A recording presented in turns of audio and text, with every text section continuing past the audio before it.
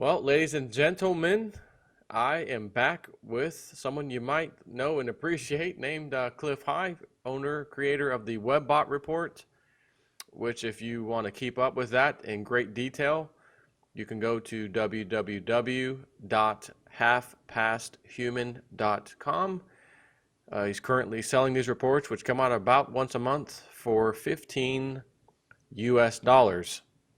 So before those US dollars become completely worthless, you may buy something Let's of use a few. value. Yeah, yeah.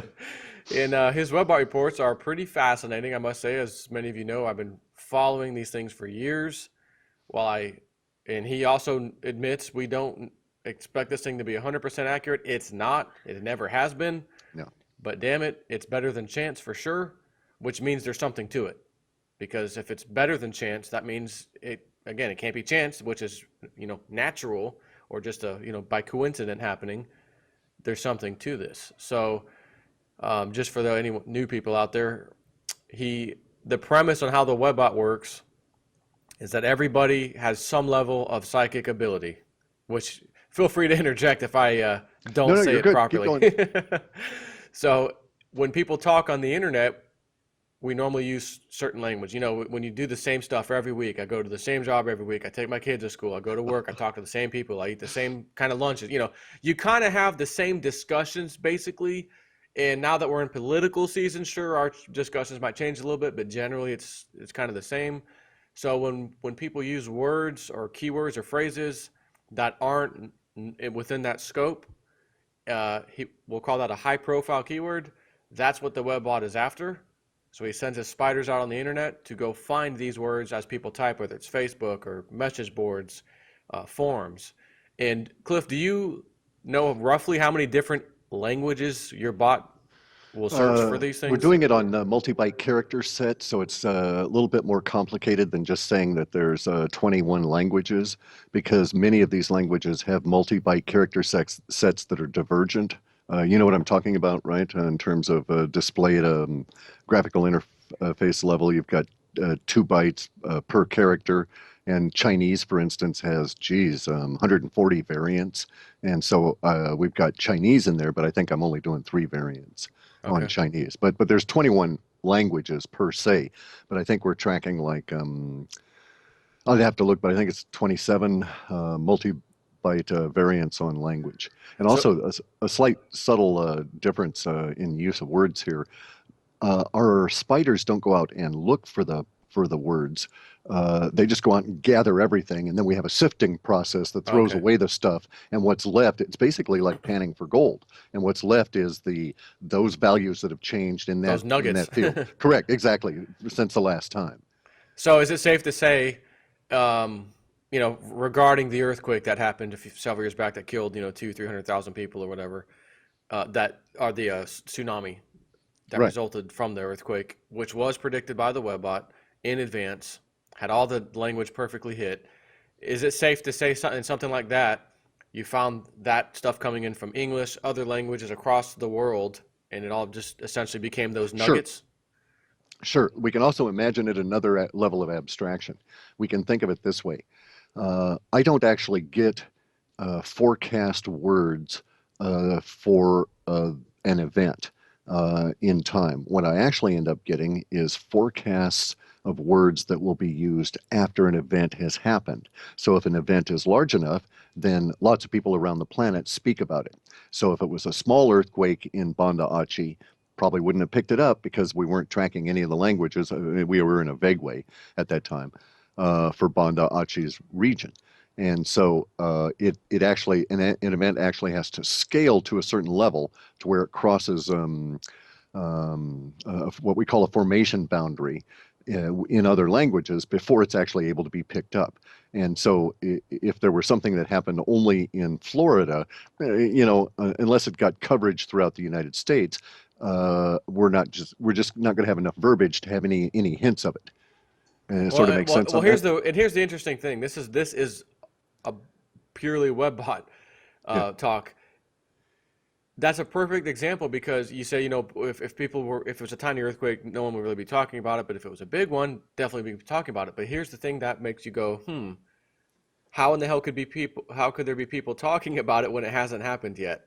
Well, now that's sort of Right? easy. Yeah, that's sort of easy to understand, though, in another level of abstraction, okay? And here's something that people fail to grasp. Um, Let me say that psychicness is not a state, okay? It's a continuum.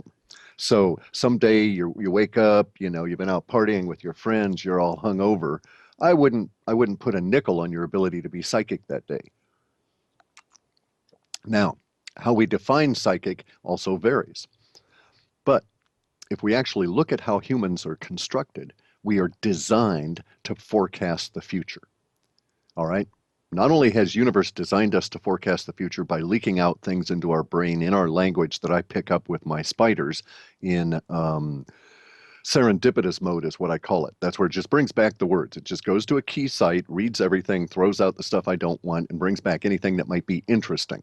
And by that, I might get 100 million reads, of which I throw away 90 million in the first two-thirds of the processing. That's basically a lot of the energy involved in this is discarding stuff that's useless. Anyway, though, our psychic ability is really a function of our ability to predict the future. And we're doing it constantly because we're limited to the four senses. All right. We only have four senses defined by having a specific organ for the sense that reports to our body as a subsystem. Okay. Because we have these senses, eyes, ears, you know, the sight, taste, hearing, etc., that are subsystems, we don't feel that information coming in. You don't feel the light going through your eyes. You see the image that your eyes present to you. It's an entirely discrete subsystem. So those are your four senses. We use those four senses to predict what's going to happen in the real world. You're out there driving your car, you see this truck ahead of you and it's starting to wobble a little bit, and then you see the back tire starting to get a little bit distorted and start to get misshapen and starts to even maybe get a little bit hot on the hot freeway and lets out sort of what looks like little wisps of heat. And well, you know, you and I would predict, aha, there's going to be a blowout ahead of me. I'd better get into the other lane. And we'll do this without even thinking about it. And well, I mean, without conscious thought of you know, cogitating on those words. It's because our brain is predicting what's going to happen into the future. We also do it down to the level of something that's really subtle. You pick up a cup of hot beverage and you're about to taste it, to drink it, you blow on it because you see some steam out there. Your brain is predicting that this is going to be hot. Your senses are providing you with this level of information so that you don't injure yourself. And so we're constantly out here predicting the future. Now, we don't really accept that. We don't acknowledge that. We don't operate on it. We're not aware that we're doing this. We're not functioning in that awareness, and we're not aware of that awareness. And that's where my software comes in. Because I discovered years ago that language varied by what was going to happen ahead of us, even at an individual level, if you happen to run into somebody that's really psychic and they don't operate on that principle and they don't recognize it, they may be vaguely aware of it, you know, that they have a prescient dream now and then. Maybe they focus on it as teenagers and let it go when they're in their mid 20s. But if you had a friend like that and you noticed that every time every time there was going to be a really bad day, your friend would accidentally put on their shirt backwards and then, and then take it or inside out or something, right? In other words, there would be a wardrobe malfunction. So you see your friend and you say, oh, you know, Bob over there is having this wardrobe malfunction, you know. We're not going to catch anything fishing today. Might as well just bag it. And sure enough, that's the way it is. He's just was psychic, and that was the way it leaked out. But it leaks out in language as well, and that's what I've been capturing all these years. Sorry to digress, Yeah, no, that was good. That was a and you know, very but in-depth basically, explanation. yeah, basically, it's humans are pattern matching. Are Because there is so much in universe that we're not perceiving. We can't see X-rays. We can't see, but we see a real tiny, small fraction of visible light, and we don't even see that. We don't even see the light. We see the things that light reflects from. No, total another discussion entirely. But because of that, we have to make predictions and get those predictions right in order to survive. Now, as a free range male, I mean, the years I grew up in, I was a free range kid. I had all kinds of experience, and I know from fact that we are from those experiences that we are designed to accomplish certain things very well. And we're given tools in our predictive ability to do this. And some of these things include like shooting a bow and arrow or any kind of a projectile weapon or throwing something. It's because, aha, I can kill that bird from here. I don't have to try and chase it, exhaust my calories. I can throw a stone and kill it and have a chicken dinner, right? And so I have to be able to predict where that stone's going to go, where I think that bird's going to go. And if I'm good at that, aha, I get that bird, I survive, I get the woman, I have progeny, I survive. The guy who's not good at it doesn't. That's just the way we're created. And that predictive ability has never gone away. It's just um, more granular, I think, in the sense that we don't have to throw at that chicken anymore. And so, but our brain is still keyed to do that. It wants to do that. There's energy going into it. And so it's working on another level. And it's putting it out in all the little stuff that you type and all the little messages that you're not aware of. It's desperately trying to engage itself and do its job, which is to tell you, if you throw now, you can get that chicken. you know. Yep. Makes sense.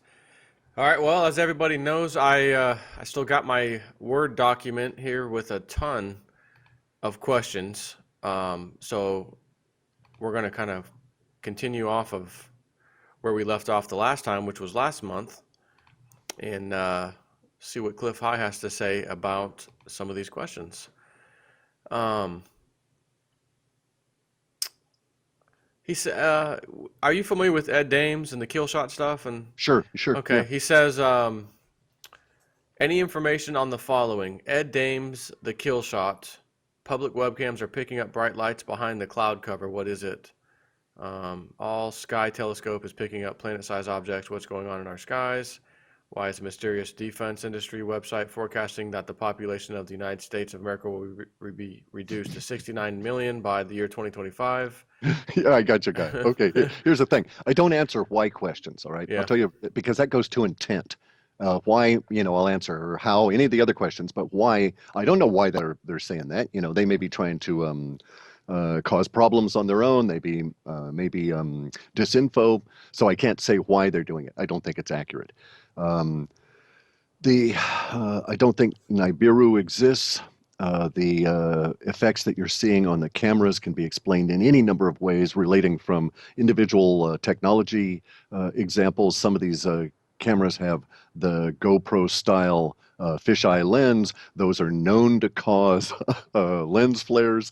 We also have new atmospherics that are going on ever since the UVC style of light started hitting in the year 2000. We've had a greater uptake of precipitation into the air. This is altering effects dramatically. Effects that used to be seen when I was a kid, when we had yellow sun, we would see frequently when you're out sailing. I used to sail up and down on the East Coast as they were building the barrier islands in what's now known as the Inland Waterway. Or I think they still call it that, don't they, Joe? got me. Yeah, I don't know. It's on the coastal side. It takes you from Florida to New York, basically, if you want to go that route. All the barrier islands on the Carolinas and so on are all hand created or man made. And I was sailing out in that period of time, and during the period of time that they were doing that, because they were dumping so much material into the water, and we're talking stone and rock and sand and all of this kind of stuff, there was actually an effect created locally in some of the areas around the Carolinas where there was so much extra moisture in the air that would eventually get high enough in the summer, and you know what the humidity's like there, you'd get these weird views. So we were sailing off the coast of Virginia, and we would see images in the sky that were basically reflections of small towns and cities that were along the Chesapeake. In some cases 40 and 60 miles away, almost over over the curve of the horizon, hitting up onto just because of light conditions. And those are coming back now, but they're coming back in a serious way because of the amount of extra precipitation that's going into the air. The UVC which is just basically a higher frequency of UV rays that has this strange little skip in it, is said to be causing uptake in precipitation that's well, it's hard to separate, but they said it was almost twice in this one area measured, twice the rate at which it had been measured in 1980. Now, they're not saying that there's twice as much evaporation as was occurring in 1980, but under the experiment that was done in 80 and was replicated in 2009, I think, the results shocked everybody because there was twice as much evaporation going on in that particular point as in 1980. We also have other issues that are affecting the precipitation level, and that is all these undersea volcanoes, as well as all of the volcanoes that are above land that are spewing stuff out. Because when they put out sulfur dioxide, even carbon dioxide to a certain extent, if it comes out as carbon monoxide, will want to cause interactions with the oxygen in the air, which releases energy, which allows more water to be involved as it separates into its constituent components, which causes more to come on in. So it's a part of the self-balancing nature of the Earth as it goes through these changes, that we're going to have a lot more moisture in the atmosphere, which is going to lead to just really odd atmospheric effects. And also the data sets are forecasting even more bizarre atmospheric effects as the atmosphere gets sort of squished a bit and we get these high energy particles, sort of an advanced form, if you will, of like northern lights Mm. insofar as what the description are. I don't know what it'll actually turn out to be when it shows up, but we've had recorded instances of it um, back about 7,000 years ago. And then there's some that were chiseled into caves about 40,000 years ago. So it ought to be quite spectacular over these next few years as these effects show up. Wow. But I don't Do, believe that they're related to the, to Ed. Let's talk about Ed Dames for a second, get into that. I'm of the opinion that the military remote viewing protocols works in an extremely narrow range for regular people being trained. Okay. I'm also of the opinion that it doesn't work for future and can't work for the past. It works for the future in this very narrow range with very specific individuals on very specific subjects. So I think what they're doing is actually tapping into their own personal psychic level of stuff, and it's not the protocol. Outside of that, the protocol works for this very narrow range of this ever-present now. Okay, it doesn't. It's a time issue. And you can say that there's some evidence that the military remote viewers did a remote viewing. There was nothing there. They sketched all this stuff out, and then 20 years later, you come back and everything looks exactly like what they had sketched out, and that is not replicable. Those other tests where they tried to do that same thing, 99 times out of 100, they failed. And mm. so it was that one individual. So if we separate out these key individuals that were very psychic, it doesn't look like remote viewing in any way or shape of it can in any way reach anything outside of the current time, and it's very limited in its focus in this particular segment of our reality. So when Dick Ed Dames. Allgaier, Oh, no, okay. no, Dick Allgaier out of Hawaii, when he predicted in the Courtney Courtney uh, Brown, correct. right? In his study, correct. In that one, when he predicted the meteorites showing up and stuff, he was accurate for that year. But that's the only thing that was accurate out of their study. And Courtney Brown's um, fop off, his excuse was, oh well, we're in a different timeline or reality. It's like bogus, dude, bogus. You happen to tap into Dick Allgaier's psychic ability, and everybody else was truly wrong on this, and it doesn't work outside of time. And I'm sorry, Mr. Brown, but academic or not, you should at least be honest and say you're making an excuse, and you should recognize that that's an excuse. Oh well, it's another timeline. Well, yeah, if you believe that other timelines exist, and I can prove mathematically that the energy provided by universe does not allow that. But in any event, that's a side issue. So Ed Dame's idea of a kill shot is bogus. Yes, he has it in his head. They've got all of this stuff, but there's no evidence that any of these future forecasts done by any of the remote viewers has ever panned out, and there's tons of evidence that it doesn't. So we can prove actually that they're far worse than chance just by looking at the track record for future predictions. And whereas with my stuff, I can prove it's substantially better than chance. And if we look at some specific instances, it's actually incredibly better than chance in that particular discussion. But overall, I'm still better than 50% on in terms of hit levels. So examining the RV stuff, the kill shot, I don't think so. It's not worth even thinking about. Well, I remember There's too that I don't know if you followed everything he said, but he talked about, there'd be a space shuttle reentry due to meteor, mm, and that would be our key sign that, hey, the kill shot's about to happen. Well, we got rid of the space shuttle. spatial. It's Right, right. gone, so it can't come back now. And then he kind of said, well, yeah, but we have the 3RB whatever T3 thing that looks kind of like a space shuttle. It's an unmanned craft. It looks similar, Yeah, and yeah. maybe that's what they picked up on. Which I could say, okay, maybe, but I mean, it was pretty But then accurate when they basically you're drew it that saying it was a you're space shuttle. right, but then basically you're starting to use your own error, and you're going down a slippery slope. And see, Hmm. I have the option of doing that on a lot of these forecasts, and I've just abandoned it. If the language isn't there, it isn't there. And there's a lot of the stuff that, I mean, I want to know what is happening and why so that we can make the system better. I'm not trying to alibi it. I'm not trying to figure out a way that makes it work. I want it to work on the premise that we have now, or we alter the premise. So our system does work. There's the language showing up that proves we're prescient. Now, I think RV, remote viewing, captures presciency from those individuals that have a tendency towards it, but I also see that their protocols would have a tendency to eliminate the psychic individual. If you notice how they do things, they're actually trying to make it into a replicable protocol that you could teach to anybody and have them be as effective as a skill, basically. And I don't think it's that way. I think it's Yeah, probably a genetic thing. I'd have to agree. I mean, it's just like the same with the psychic person who's really psychic. You can't, he or she can't go around teaching people, oh, this is how you do it. To them, it's they're just born with it and it's natural, but they can't just go around teaching people to see the same things that they see and hear or whatever it is, because that's just how they were born. Everybody's different, but I Well, they guess with may even. yours, you got a lot of different people, a lot of different people, I should say, over the, considering we're on the whole internet looking for things or bringing back things, but you at least can say, okay, well, this one said it, this one said it, this one said it, this one said it, this one said it, this one said it, and these are all words we shouldn't be hearing right now when we're hearing them. So let me Right. just So store that something's for up. now. Yeah, Yeah, yeah, exactly. take Something's a up. closer look. Yeah. And see, I didn't set out to do this kind of thing. What I was doing was I discovered that the stock market was really bogus.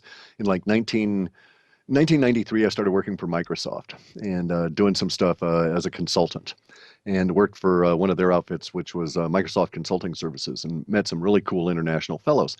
And just listening to these guys who were much more into money and stuff than I was at the time, talk about all their investments and such, it dawned on me that, just hearing about it from day to day to day, that, well, geez, here are these people I program with that theoretically are rational beings, but they're buying and selling these stocks not on any kind of rational basis, but rather on the emotions of the moment. And it's like, I don't think this is the way that it should work. And then I discovered, well, hell, everybody's doing it. And if everybody's doing it and I can pick up on the language and I could associate it with a stock, then I could make money and I'd be rich. And Yep. so I started doing that and I discovered, oh, what's this other thing? And then, forgot all about the stocks and stuff. We Yeah. ended up What's where we're this at. thing about airplanes hitting buildings and Exactly, terror exactly. attacks and what is And this? sun disease. That was the one that got me, dude. That was the one that got me the very Sun first thing. disease. Yeah, sun disease, because I was looking for Stanford University network computing. You ever deal with any? You're too young. They were a big powerhouse in the early days of distribute or of networks, internal networks, and they were big in the telco industry for VPNs and stuff. The early days of those before we actually had SS7 and some of the other layers. But anyway, Stanford University networks computing they were actively traded, and so that was my first target was SUN. And so I had the spiders run into deterministic mode in Wrong 1997. sun. Exactly, exactly. Yeah. Sun Electronics or Sun something or another, not these big ball of fire. I expected to get maybe a few 100,000 words as a sample, and I fired the thing up. I was running with 5 megabyte drives, and sort of distributed little setup I had here. Let it go for a few days. I was running off of a Weiss, which was one of the first multiprocessor machines that we'd got. It was like $20,000. I was using it for business, and also used it for this. As long as I had it sitting here, I had to make it productive. And boy, I got back millions and millions of words about SUN in all these various different parameters. I was only doing 2 languages at the time, and it was English and German. And I was just shocked. And so I started wondering, where did I screw up? I figured it was a software error, an algorithm problem. And so I had to go through all the code over 97 looking for what was going on. And so basically what happened was uh, over the course of that year, in looking through all the data that came back and examining with the code, I was forced to read the data over and over and over again. And that's when things started to click in and figure out what was going on. And that's when I set up my solar lab. And sure enough, stuff was happening with the sun. And then I knew I was onto something and started pursuing it. And it took me from 97 until 2000 till 2000. The very first really successful thing I did was to sell all the little tiny bits of stock we had a couple of weeks ahead of the big tech crash in the year 2000, because the data was was not looking good at that time. And so Wow. we only had a few shares of Microsoft and a couple of other shares. It wasn't big money or anything, but we didn't lose a dime. In fact, I didn't sell at the absolute peak of Microsoft, but within 2 weeks of it. So I got to say, hey, hooray for the data. Yeah, it definitely helped you out there on that one, that's for sure.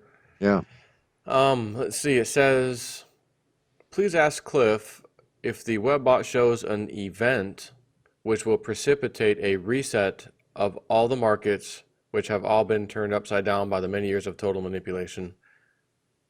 sure. Yeah, we're going to have that event this summer, I think. But it's not going to be a reset in the sense of, push the red button, all the numbers go to some other number, and you start over again. It isn't going to work that way. Not, not for us anyway. So in other words, like previous times, boom and bust cycle, markets up, markets crash, markets up, crash. Are you saying that this time markets are up, crash, and then no one really wants to play that game again? You've got it. We won't have an infrastructure and the North America, specifically the slaves of the former club, all of us guys, not so much Mexico, but Canada and the U.S., we're isolated. No one wants to deal with less Canada than us, but no one wants to deal with the dollar. We have our own internal problems. Everybody's really jittery. Are we going to go totally crazy, kill each other, and the remnants do a Mad Max and push some kind of a button and set off a nuclear holocaust? They don't know what the hell's going to happen. So we're not going to be out in that sense and playing with everybody else's markets. So there won't be a reset that says, "Oh, Wall Street's welcome back in." No, once the big banks crash across the planet, nobody's going to want to be a banker for generations because the horrific level of problems that have been caused. We're going to have to go through stuff like maybe 20 years of truth and reconciliation committees. There's been so much damage and hurt here going on for so many generations that in order for us to get clean and get ahead of it, we've got to get it out and aired out, and everybody's got to examine it, and we've got to come to terms with it. We've got to internalize it. There's a lot of hatred here in the population that goes back generations, and it's all interrelated, and it's all going to have to come out. And we're talking about stuff that affects families that goes from generation to generation to generation. So those people that were injured by the previous crash in the 1930s, that generation has died off, but the pain that was caused by the banks in that generation was transferred to the generation that were my parent and the parents of the baby boomers, and we are carrying what they carried, and that still has to be resolved. And now we're going through yet another one of these mega crashes, and when this time comes, it'll be unlike the 40s going into the 50s, where they engineered the rehabilitation, if you will, of stockbrokers and insurance salesmen and all of that through the media. It's not going to happen that way. So no, it's not going to be a reset with markets as we understand them now. It may get to the point where if you're living in some spot in one of the American republics, that you don't have access to international markets. So such things as gold and silver will be worth whatever you can get for them locally. And there won't be an ability to sell them into the broader market at all for anything meaningful. Now, your recent Webart report talked about, I think, kind of what we just touched a little bit, where maybe you made a bet on the market as it was crashing and you made the right bet. Great, I got a ton of money. It's in an online account, of course, with my broker. I'm ready to collect it. You go to try to collect it, and sorry, it's not available because the other losses that other clients that they had experienced and maybe themselves experienced, your money's pretty much gone, even though you made the right bet when everyone else that they were dealing with made the wrong bet. And since they had so many losses, your little win, kind of an MF Global situation where they took your money out of your account to deal with the explosions elsewhere, so to speak.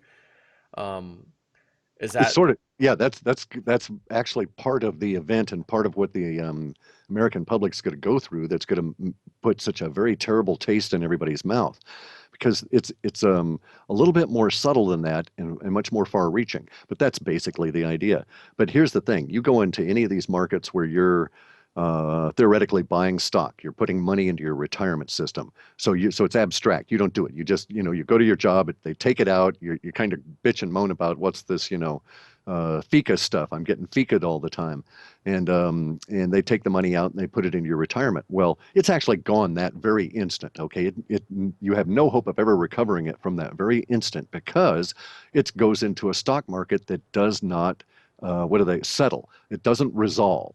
So I don't think there's actually been a settlement of a single stock sale since the year 2000 or something like this. Certainly by 2003, they'd finally stopped doing all settlements, and then it had gotten hyper with the beginning of the high frequency trading.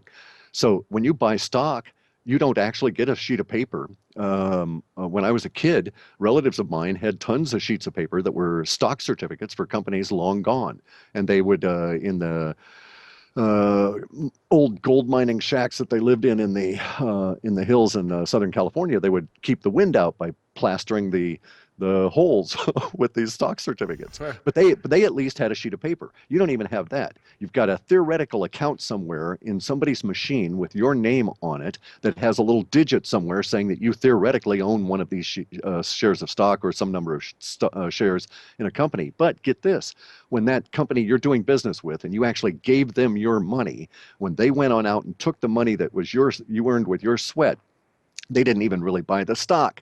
They just took the money and it goes into somebody's pocket and they put it into their yacht, and they make a digit in your account, and then they go and send the order in. But the orders are never reconciled. There's this weird little, if you get into it, there's this weird little thing called street name.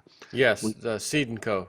Exactly, guy. at the And you can, DTCC. yeah, exactly, I was just going to exactly. get into that. You I need to do wanted, a whole thing on that and go into how absurd the idea is, but there's no reconciliation on any of these stocks and hasn't been for decades. So it's kind of like having your deed be merged, okay? When they put all the deeds into the subprime stuff and they were all mixed up in this electronic thing and who owned what and you couldn't prove it and so on. It's worse than that with stocks. So when this happens, all they do is they shut down the DTCC's connection and it's gone. Everybody's issue of potentially owning anything, you're caught out as they just make it all disappear. well, let's not So, forget too, and I know I've been saying it a few times, we're going to find out just why Hurricane Sandy was doing this, and then oh went yeah, over there and nailed, flooded that building you're talking about, the yeah, DTCC, the Seed and Co. company, which is a yeah, fictitious company that all of our stocks, that's the street name that you're talking about, they get put yeah. into. So it's not even in your own name. So that building, which had at the time supposedly $36 trillion worth of these stocks and bonds and whatnot, got Flooded. flooded. Yep. How? And there's don't tell me that that vault is not flood proof. First of all, with $36 trillion worth of assets in it, so you know that that Yeah. door was left open. Yeah, I was just And going to then say, after they're but the cleaning it, janitor it left caught the door fire, open. Yeah, and it caught exactly. fire right afterwards. Oh, we had a Right. small fire and some more significant damage. So my Yeah. question is, and always has been, what exactly or why exactly did they do this? And I'm telling everybody, once this crash happens, we will find out just exactly why they Well, had to have that thing flood out. okay, that's sort of a how question, okay, or it sort of goes to a why, which is their intent. But the reason that they did it was because they needed the hard stop. So when it comes time to do the reconciliation at an emotional level, and people start hauling the criminals up, they can say, "Look, we can only take our records back so far. It wasn't our fault. You know, there's this hard stop on all the records. They just." Mm. And so when it all started up, of course it got bollocksed up. It wasn't my fault. Damn computer. Blah blah blah. So Or we're damn gonna Hurricane Sandy is an act of exactly, God. Or exactly. Yeah, chemtrails. yeah, However you want to look at it. yeah, exactly. uh, But they need those hard stops. Their idea is to basically it's a cover your ass move. At some point, we may end up with something in the continental United States area that resembles Nuremberg trials, and uh, that's they went through it in South Africa.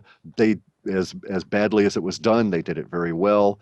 They did it in Germany. It wasn't done very well because it was the us guys trying to put the German hierarchy on trial to shock the German public into not liking the German hierarchy anymore, and it didn't really kind of work. and then we And but hired a bunch of their top guys under the anyway, radar yeah, yeah, over yeah, here. and Come on everybody over, knew it. guys.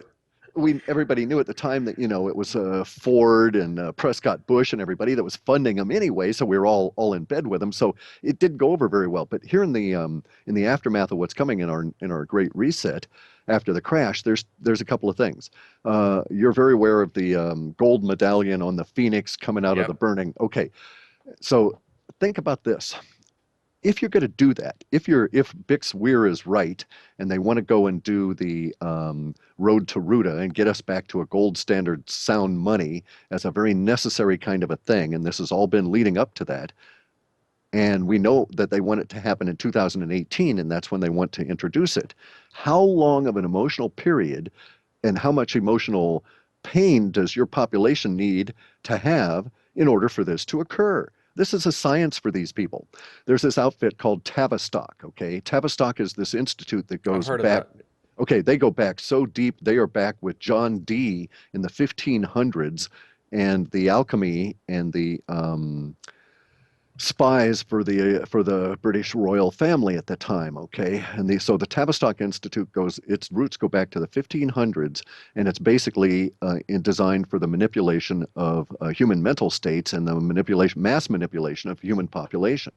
And they were the ones that brought forward this cigar smoking cocaine and morphine addict by the name of Shlomo.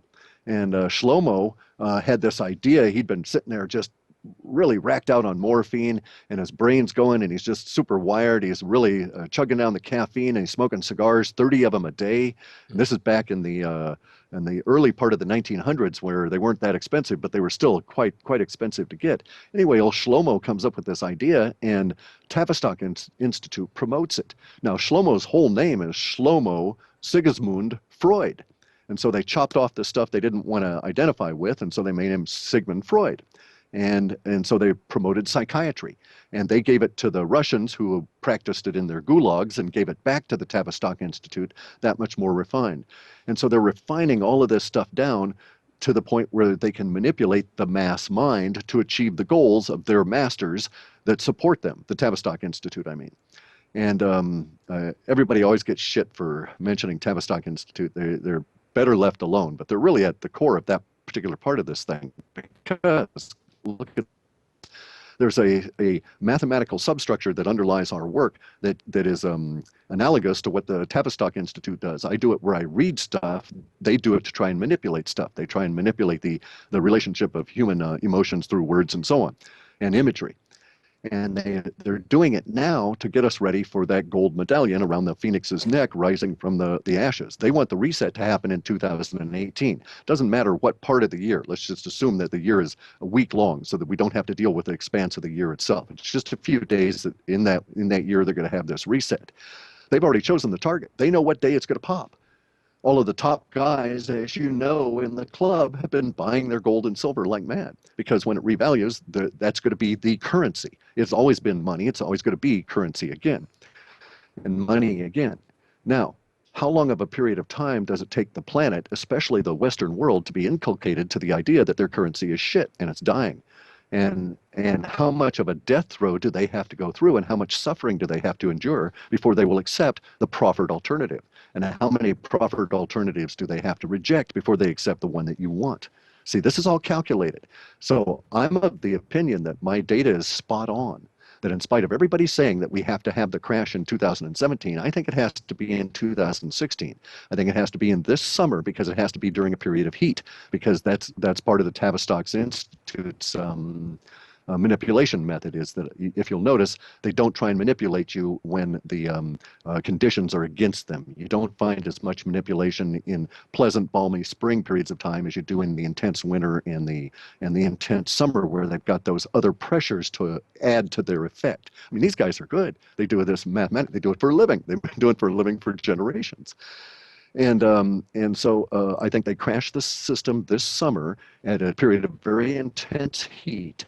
They may have even engineered the heat for all I know, but they're going to do it such that we have that everybody has at least 12 months of absolute crushing fiscal agony here in the U.S. that may border on what they're going through in Venezuela. We may get to that level. And then that's when they introduced the savior of their sound money approach and the new system. So the reset, all of that kind of stuff, it's not going to be this Nasara crap. It's not going to be any of these solutions offered kind of things like the Nasara, the prosperity funds. All of that's bogus. And you can Yep. tell it's bogus because here's the thing. My father was a real cynic, all right? Our family suffered greatly at the hands of the bankers in the 30s, and we were part of the Okies, in terms of the people that migrated with everything they had to get out to California, where at least if you were going to starve, it was pleasant. Maybe you could pick an orange off a tree, right? Whereas the Dust Bowl was killing you. And so my dad had a particular hardness that he had about things that were out in the world. And one of the things he always said was, well, basically it comes down to the if it sounds too good to be true. If it requires, he always said, if they're asking you to sit on your ass, you better get your ass up quick. Okay, so and basically any of these prosperity funds don't require any action on your part. It's the external savior myth. You don't have to do anything. You've been saved. That poor bastard over there got chopped up and thrown into the maw of the man, but you've been saved by his sacrifice. You can sit on your ass and not do anything. You can sit there and sip beer, and the very last day of your life, you can say, "Praise Jesus, save me now," and all your sins are washed away. And collect a pension. You got it. You got it. You got it. So And it will so be it there. requires nothing. Right. It's the external savior myth. So Nisara, all of these prosperity funds, the RV, the dinar RV. In what universe does our stomping the Iraqi population into abject poverty for generations and killing 1.5 million of them outright and dooming all of their kids to these horrific injuries from the depleted uranium? In what universe is it appropriate that the people from that country be compensated by vast richness for sitting on their ass and buying a few of the destroyed countries' currency? That shit don't happen. I can tell you, there's if it did happen, what would occur because of the way that universe is self-balancing? You would get this huge amount of money, and your life would go to shit. You'd end up being robbed. You'd end up getting syphilis from the whores that you were participating with, or you'd drink yourself to death, because that's the way that universe is. That's just the way that this shit works. And so there is a balance to all of this. So no, the RV, the revaluation of the Iraqi dinar is never going to make anybody in the United States rich. It was a scam from the get-go. You've been putting money into Jeb Bush's pocket. And you can just, look at things realistically, people, and you're not going to avoid some trouble here. Because we got a lot of trouble planned for us. Getting back to that reset, they're going to do it this summer, I think, because they need that 12 months. Because it's got to be at least 12 months because of the nature in which humans think in terms of lunar months. You may not think you think that way, but your whole body is set up on lunar cycles, and they need to get you through a whole complete cycle of suffering before your mind is malleable enough for you to buy into their new scheme. Well, My and I think that if I had to pick any year of the next few years, it would be 2016, whether I knew about WebBot or not, or anything else, because I'd go back to the example of when Obama first came on scene. No one really knew who he was. First term senator. We got to get rid of that damn Bush. This is great. Everything that he said on his campaign trail was the Oh, it's right thing. perfect, perfect. He Yeah. said all the right stuff. All the problems we have today that are still here and even actually worse, I'm going to tackle it and I'm going to fix them. Oh my God, he's the Yep. savior. We're going to pick him. But they did it so that George Bush was walking out of office. Then we have this crash in September 2008, Yep. right? Starts off, then the next, he's already pretty much, you can tell he's going to win anyways. November comes, he wins, he's taking office. In between there, we jump the debt ceiling up a bit. He takes office. Another month later, they bump it up again. A year later, they bump it up again. But the crash couldn't really be blamed on either guy, because I mean Bush had it for 8 years and it just happened at the very end. He's walking out the door. You can't blame it on him. Obama, you Yeah. definitely can't blame it on him. He's walking in for the first time. So here we have Hillary against Trump, and I see the same thing happening. I mean, it makes No, sense to no. me where Yeah, they but it would. won't, Joe, because here's what's going to happen, though. Here's the problem that the powers that be face, and you can see it in their faces if you watch them in the media. They've got a very significant problem. They can't run Hillary against Trump, okay, because she can't win because Trump will attack the establishment. He'll attack Hillary. He'll vet her by shoving a great giant hot rod of truth up the dark places where she doesn't want the sun to shine. And it'll bring it out and it'll absolutely destroy Hillary. It'll destroy Bill Clinton. It'll bring the whole establishment, the Bush buddies that are buddies of Clinton, they'll all go down because Trump, in this regard, has the ability to create the publicity. They're going to sling shit at him. He's had he's dealt with the mafia, unions, this kind of stuff in the past. He knows how to play hardball. He knows where the mud is buried. He's got people that are backing him with that mud that want the system down and want the power establishment 100% gone. They don't want a revolution, though. They want a rebellion, in a sense, a political rebellion. And it's the only way he can win. He can't win playing her game. He can win playing his game. They can't allow him to play his game because not only Hillary gets it, but everybody associated with Hillary gets it. And this guy Trump doesn't even have to say the things himself. All he has to do is to respond to stuff that makes it into the media, and then he simply makes sure that the things he wants to discuss make it into the media. So it's very easy for him to do this without actually flinging the mud at the poor beaten down downtrodden woman. So he can play that game very successfully and not be an aggressive male with her. So the powers that be find themselves in a situation where they cannot allow Trump to run against Hillary. Whatever happens, they cannot allow that.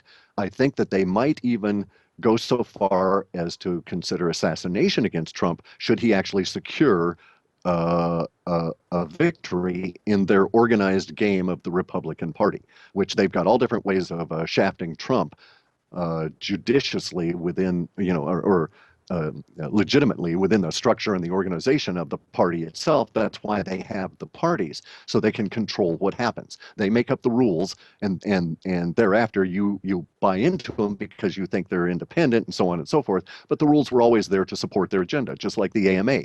The American Medical Association is not concerned with medical needs of Americans whatsoever. It's an association that is concerned with the monopolistic control of anything related to medicine within the United States. And all of these things are not, as we perceive them, including the political parties, are not there to promote our goods against the evil Republicans if we think we're Democrats, or against the loopy Democrats if we're a Republican, right? They're there to structure things so that we don't get out of control. And Trump, I actually think, is a wild card. And so he's very much at risk, in my opinion. And I don't see that they can allow him to run against Hillary because Hillary loses. Now, Hillary against Cruz, it's like criminal one against, Yeah. criminal two. So choose the criminal that offends you the least, and things continue on. However, the data would suggest that Hillary does not win control or the presidency, or that there's something that would prevent that. Okay, I don't follow the election stuff in the data. The reason is that there's no in the numeric values we deal with and the language around stuff, there's a range, and that allows me to make a guess as to what an interpretation as to what this word set means relative to the developing context. But in the context of religion and in the context of politics, all of the language is always very hot emotionally. So there's no nuance at all. There's no range for interpretation. And so I just don't do the political stuff. However, there's hints within the data sets that the political business as usual, that this is the last year of it. So in other words, she might not, maybe not won't win. Uh, or if let me put it this way, the longer term sets and stuff within the data would suggest that the whatever happens in 2016 under whatever personality makes it to a high level, that the presence of the federal glove over the American republics is greatly reduced this year and in through these next few years, such that in the future we won't be called America, it'll be called the American republics, or the continent of the American republics. So that's really what we've got in the way of a hint. So Hillary could become president, and it may become absolutely meaningless because the Federal Reserve crashes, the dollar crashes, even we don't accept the dollar, and the a solar flare takes out our infrastructure such that no one hears from Washington, D.C. for 2.5 years, in which case, who cares if she's president? Right. All right, so what I was suggesting is if they do a market crash this year, you can't blame it on Obama, but you can't definitely blame it on Clinton or Trump or whoever ends up getting it. So to me, 2016 would be the right year to do so because if, for example, they put their player in, which is let's say Clinton, she wins. 2017 goes around, 2018 goes around, and things kind of stay the way they are. Then all of a sudden they crash it. Well, they're going to Exactly. make it look like it was her fault. They don't want that. She's part of the club. So to me, I think 2016 would Well, be the best year because you can't blame it really on anybody, and she'll be able to say, "Hey, I'm going to fix it." and there's the thing. See, that's the whole deal is that, I'm here to fix it. That's the carrot that's going to be held out to us. We have to suffer enough in order to accept that carrot. Because the situation may be such that we won't want to accept the carrot. Because you can imagine a situation where we've gone through a year and a half of absolute depression level hell without the good parts of the depression. Now, bear in mind, the previous depression in the 30s, most of America was agrarian. We had big cities and stuff, but the population base was still rural. And even in our large cities, most of them allowed keeping of livestock, and we had, gardening and so on. So we were greatly more self-sufficient than we are at this point. And so if we go through a Russian-style crash, and we're a year and a half into it, or a Soviet-style crash, and they eventually recovered as Russia, but the old Soviet Union was gone. That's kind of what we're facing. So there may well be a new something that comes out of this, but it won't be the United States as we know it anymore because that federal thing will go away. That layer we just won't be able to afford because no one's going to be able to buy anything. The currency rate's going to go down to same level as in the it'll be a barter economy, and this barter economy is going to be really weird because we'll have an electronic infrastructure. So theoretically or presumably we'll be able to exchange information, and you'll be able to have even the data is forecasting it, people making their living, not money I say, but they'll make their living running markets where you can find out, oh yeah, a goat this size of this breed is worth this amount in this condition 5 counties over. So if I really wanted to get that kind of profit, I could take it over there. And that's useful information for me. So I'll pay this guy to know that kind of thing, right? So it's going to be just a really strange situation. And you're right. I think that we've got to do it this year from their perspective in order for whoever gets in to be able to proffer to us a solution that we'll want to accept 18 months to 2 years from now. That makes sense to me. Um, here's And another by the one. way, Go they ahead. had a real world experience of that. I keep referring to this French franc swap that I experienced in the 60s. That took 2 years for everything to settle down and for people to accept the new currency. So if you want to go through that stuff where your regime is threatened for 2 years by people rebelling against it all, well, set them up and have them go through their 2 years of angst and then offer them the new currency. All right, you'll be begging them to make the pain stop. Exactly, exactly. I'll do anything, make the pain stop. Give me my pension back. Right, Well, the only way to do right, that right. is if we Give you this implement new this new crap and it's currency. 1/5 as large as the rest. And hey, I'll take anything. I'll take anything. I've been Yeah, starving here. I'm that's eating it. bugs. Yeah, yeah, Make the pain stop. yeah. Um, let's see. Important question for Cliff. Due to Canada's poor choice in selling the last of its gold, what will happen to Canada during the reset or crash? Any data on that? With Yeah, actually, what their gold looks in the Canada's. future? See, there's the thing about it is that we've got to get into the definition of terms. If you're talking about Canada and you're talking about long-term future, Canada as a country per se doesn't have as a national institution as is recognized now, just like the United States doesn't have a long-term future. It will be different. People will still be living up there, but the nation area of Canada is going to go through a huge transformation over these next 15 years, probably almost as great in many ways as the former United States is going to undergo in these next 15 years. In Canada, they're going to go through a major transformation, both in population density and in the topographical nature of the country and its flora and fauna. The data sets are showing that we're going to get into a period of raging forest fires that'll go for a couple of years. We may not be there yet. This may not be the one. This may not be the initiation year. It might be next year or the year after. But Well, we just saw the most massive fire ever taking place in Canada, and yeah, what about from December was talking about, absurd, I don't remember the exact words, but huge forest fires coming, to a planet near you, but I saw Yeah. that and I was like, I know it said it somewhere. So I went back a couple reports. Bingo, there it was. Talking about this, and then we have this huge fire in Canada, which they're saying is like the biggest one they've ever had to deal with. And once again, your Webbot report in advance was talking about, get ready to start hearing those stories again because they're coming. And see, here's the thing. We have imagery within the data sets that at the time made no sense to us. Okay, and I'm talking about 2003, 2005, and six, up in that period.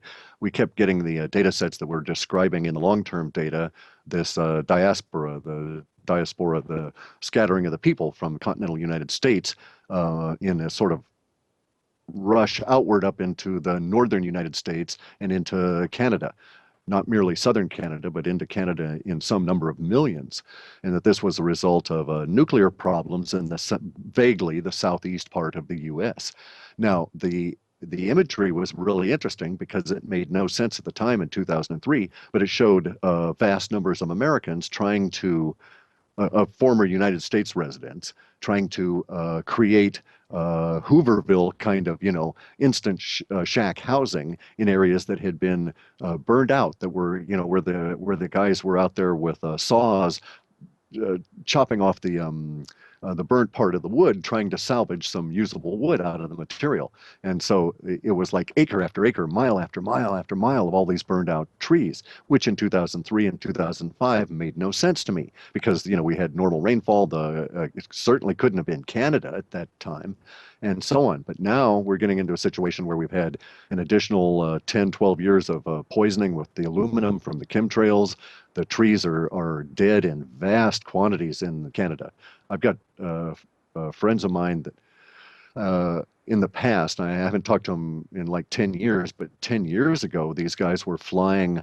They're in the forestry business. I used to work for Washington State Fish and Wildlife and other state agencies, and so I got to know a lot of these guys and the biologists and the other territorial resource managers. And they're flying over forests there where they're flying over 10 and 20,000 acres at a time and seeing one and two and three trees that are alive.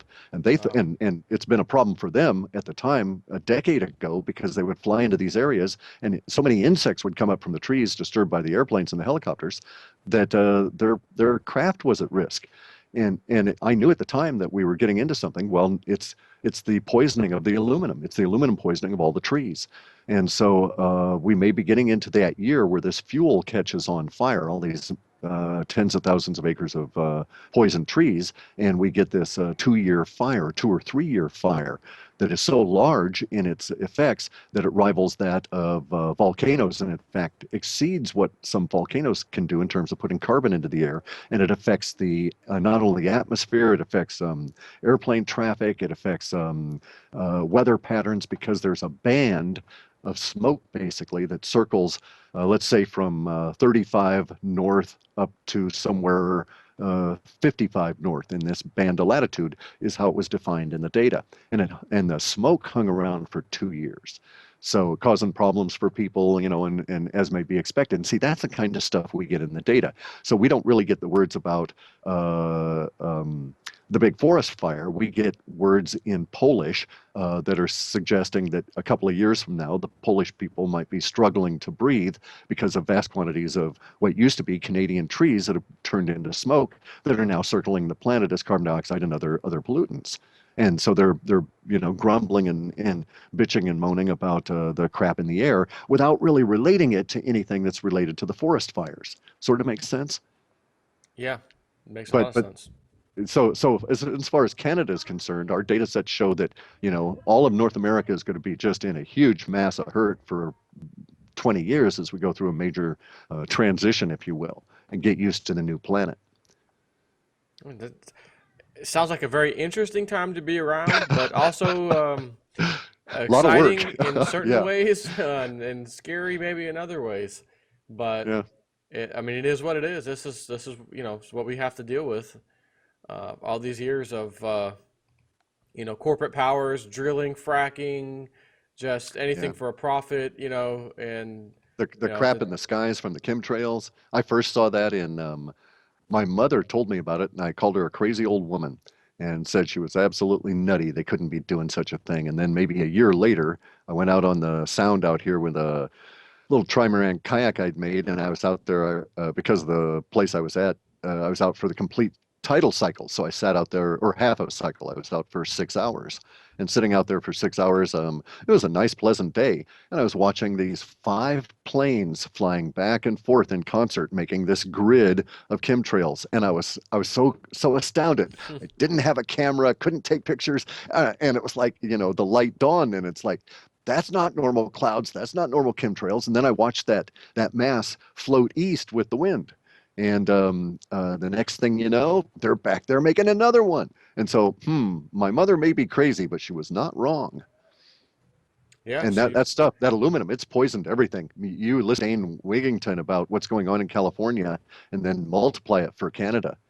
It's truly terrible what's been done to the landscape here, because they've been doing it off the Pacific coast and letting it go to the east with the wind.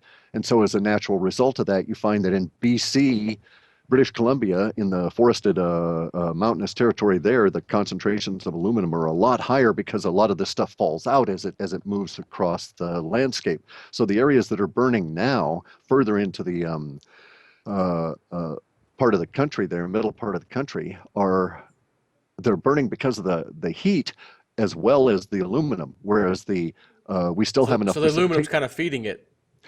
Correct, by killing the trees off and so on. But we're going to get another kind of a forest fire, which is described as burning even in the winter, even in the rain and stuff, because there's so many millions of dead trees as fuel. It'll basically create its own weather. So see, I'm not really sure that we've actually encountered that part of that particular forecast just yet, Hmm. right? That might be like a little precursor. Yeah, Exactly. a little walk in the park for what's A coming. little foreshock. Yeah. Yeah. So, all right, we're into this an hour. I think we'll go ahead and stop it for now and take a little break. Sure, I could use a cup of tea. Yeah. All right. So I'll be